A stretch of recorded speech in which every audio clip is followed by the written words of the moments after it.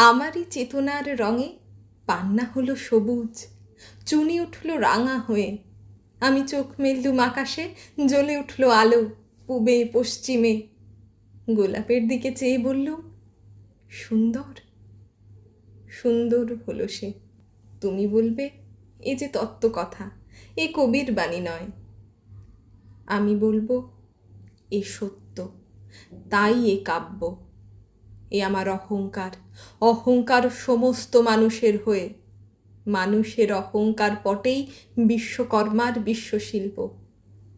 তত্ত্বজ্ঞানী জপ করছেন নিঃশ্বাসে প্রশ্বাসে, না না না, না পান্না, না চুনি, না আলো, না গোলাপ, না আমি, না তুমি।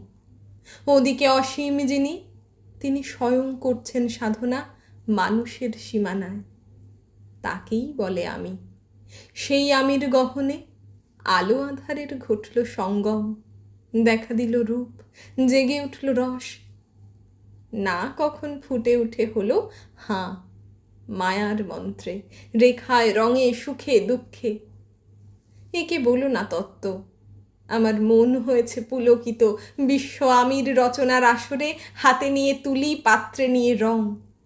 পণ্ডিত বলছেন, বুড়ো চন্দ্রটা নিষ্ঠুর চতুর হাসি তার।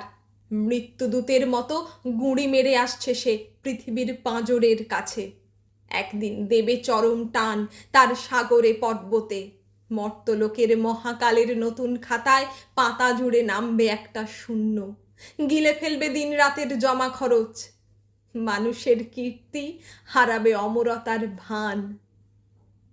তার ইতিহাসে লেপে দেবে অনন্ত রাত্রির কালি।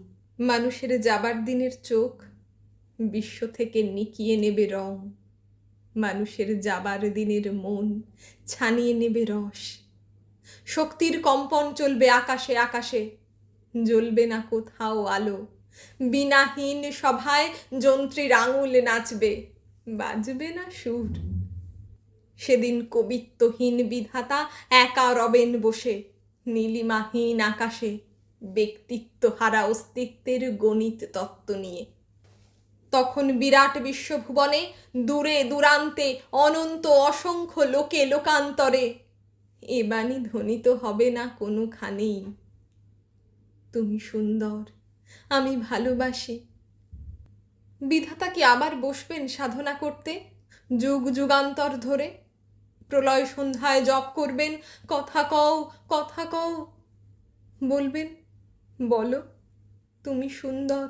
বলবেন, বলো আমি ভালোবাসি।